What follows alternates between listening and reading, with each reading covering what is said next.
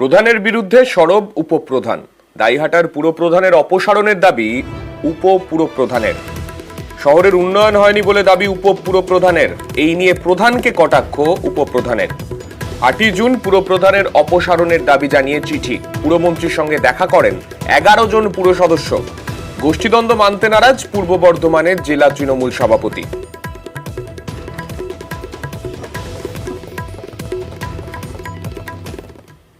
পার্লামেন্টে ভোটে আমরা 2500 ভোটে ডিফিট এবং 9টা ওয়ার্ড বিজেপি দখল করে নিল। এই বিজেপি কারা? এরা বিক্ষুব্ধ তৃণমূল। এরা আমাদের চেয়ারম্যানের কাজকর্মের উপর কৃতসত্য হয়ে এরা বিজেপিকে ভোট দিয়েছে। এই জনগণের গর্জন চেয়ারম্যানের অপসারণ চায়। বর্তমান চেয়ারম্যান সবাইকে নিয়ে চলতে পারছেন না।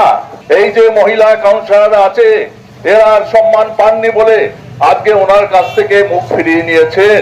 তাই আমার এই মিছিল থেকে আমি জনগণের ধিক্কার জানাই যে আপনি অবিলম্বে পদত্যাগ করে বেরিয়ে যান, তাতে এদের সম্মানটা বাড়বে। যে স্ট্রিট কর্নার হবে আমি তাও জানতাম না। তারা যে কোনো ভাবে অন্য কিছু চাই না, তাদের গদি চাই। 11 জন কাউন্সিলর যেখানে আছেন তারা দলের লোক, যেখানে সভাপতি নেই, তাহলে এ তো সিবিন যোগ্য হচ্ছে। বর্তমান সময়ে এইরকম ছবি আসা উচিত না কখনো। ওনারা অপসারণ চাইতেই পারেন। দল আমাকে নিযুক্ত করেছে, সভাপতির কাছে সমস্ত কাগজ জমা দিয়েছি। তিনি নিশ্চয়ই সঠিক জায়গায় সেগুলো দেবেন। পরেই প্রমাণ হবে যে কে ঠিক কে। যদি আমার জন্য দলের ক্ষতি হয় আমি একেবারে সঙ্গে সঙ্গে চলে যাব।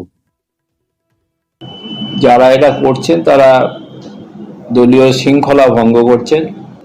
অজিতবাবু যিনি উপপৌর প্রধান আছেন এখনো, তিনি বিভিন্ন রকমের বক্তব্য রাখছেন। দলের সংগঠনকে বাদ দিয়ে ব্যক্তি স্বার্থ রক্ষা করার জন্যই তারা এগুলো করছে। আমরা দলের ঊর্ধ্ব নেতৃত্বকে জানাবো, তারা যা সিদ্ধান্ত নেবে সেটাই হবে। তবে এটা দলীয় শৃঙ্খলা ভঙ্গের শামিল।